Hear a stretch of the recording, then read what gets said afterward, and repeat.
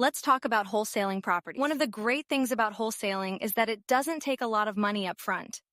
All you need are enough funds to secure a contract. So you make an offer and you give the earnest money, and then you're ready to sell the contract to someone else who wants to buy the property. So that's something to keep in mind.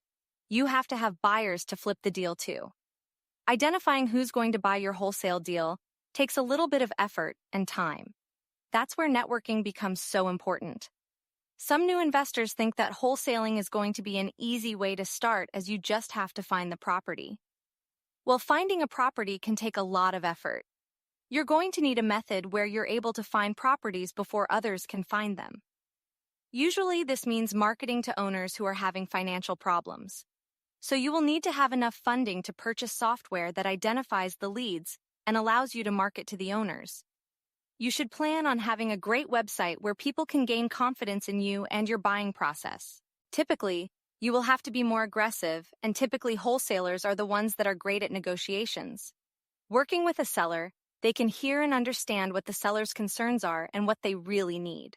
An advantage of wholesaling is you get to pass off what can be the hard part of actually closing and coming up with the funding and doing the repairs and selling to the future owner. Depending upon how good of a negotiator you are, it can be really profitable, because you're taking your profit after you do the work of securing the contract. A complexity of wholesaling is there has to be enough profit in the deal for you and your wholesale buyer. That means you will probably have to make a lot of aggressive offers to get one at the right price. If that sounds hard, well, that may mean that you want to start with fixing and flipping first. So take a look at how much effort it's going to take you to do the marketing, and you're going to have networking connections. Just understand that it can be a little harder to put that deal together because there can be a lot of things happening in the seller's life, and it's complicated and emotional, especially if they are facing bankruptcy or foreclosure.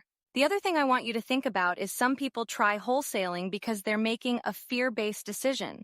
They're worried that they don't have sufficient funding, and so they have to do wholesaling. Well, learn about funding first so that you understand your funding capacity before selecting wholesaling as your first and only strategy.